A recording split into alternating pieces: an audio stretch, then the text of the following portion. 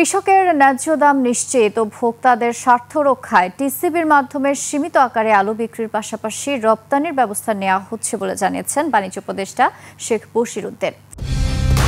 Colour expert, George sap এবং mild on hands technology সমৃদ্ধ Orix crystal wash আপনার laundry expert.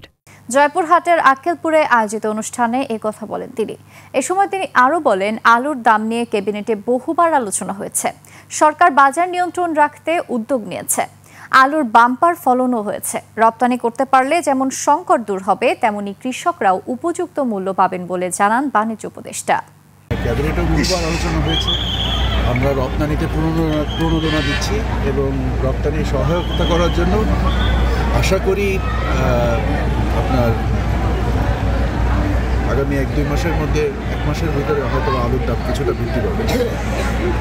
আর যেটা আমরা বললাম, আমরা একটু চাহিদা তৈরি করার ক্ষেত্রে আমরা চেষ্টা করছি যে বাজারে থেকে কিছু আলু কিনে আমরা টিসিবির মাধ্যমেও বিতরণের চেষ্টা করছি। টিসিবিও আলু কিনবে এবং অ্যাট দ্য সেম টাইম রপ্তানিরও লক্ষ্য নিয়ে কাজ করছে।